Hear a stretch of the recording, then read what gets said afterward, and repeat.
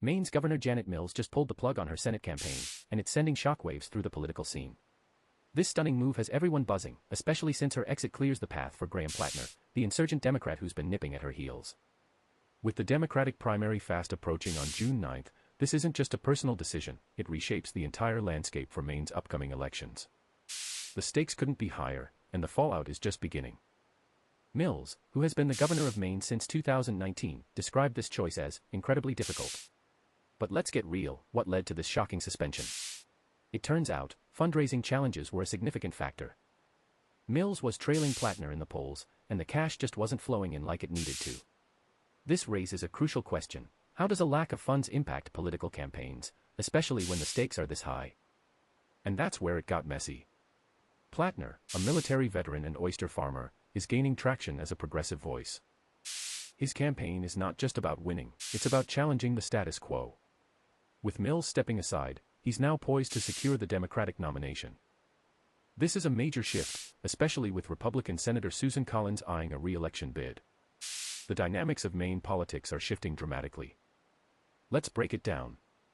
Mills' departure is more than just a headline, it has serious implications for the Democratic strategy against Collins. If Platner secures the nomination, he could invigorate the party's base, rallying progressives who feel overlooked. But can he raise the funds needed to compete head-to-head with Collins? That remains a tantalizing question. Public reactions to Mills' exit have been mixed. Some supporters are disappointed, feeling she was the strongest candidate to challenge Collins. Others see this as a necessary evolution, allowing fresh blood into the race. After all, Platner's campaign is rooted in grassroots support, which could resonate with voters looking for change. But will that be enough against an incumbent like Collins, who has built a formidable reputation over her years in the Senate? The conversation around women in Maine politics is also reignited. Mills was a symbol of female leadership in a male-dominated arena, and her exit raises concerns about representation. Will the Democratic Party rally behind Platner or pivot back to other potential candidates? Women's representation in political leadership has been a hot topic, and Mills' departure adds fuel to that fire.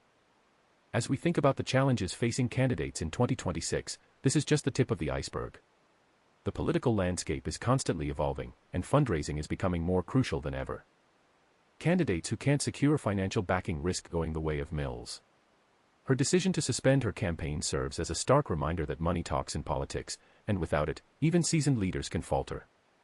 But it's not just about Mills and Platner, other potential candidates are watching closely. The Democratic Party in Maine is at a crossroads. Will they double down on a progressive agenda or shift back towards more centrist candidates? This uncertainty could affect the party's chances against Collins and could set the tone for elections to come. And the media coverage of Mills' withdrawal has been intense. Outlets like the New York Times and CNN have jumped on this story, framing it as a significant moment in Maine's political history. The narrative is clear: this isn't just a candidate dropping out, it's a potential shift in power that could reverberate through the U.S. Senate. The primary election looms large, and with Mills out of the picture, the spotlight is firmly on Graham Platner. He's got a unique story, his background as an oyster farmer and military veteran resonates with many Maine voters. But can he convert that personal connection into a winning campaign?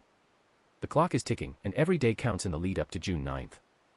Then, the internet noticed something else. Platner's social media presence has exploded since Mills' announcement. He's tapping into the grassroots movement that could propel him to victory. Voters are looking for authenticity, and he's delivering it in spades.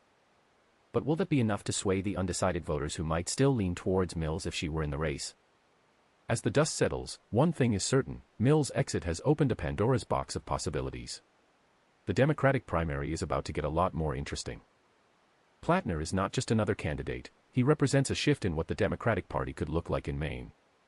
His rise could signal a broader trend, not just in Maine, but across the nation, as voters increasingly demand bold, progressive leadership. But will his fundraising efforts keep pace with his growing popularity? That's the million-dollar question. Platner needs substantial backing to take on Collins, and time is of the essence. With only weeks left before the primary, the pressure is mounting.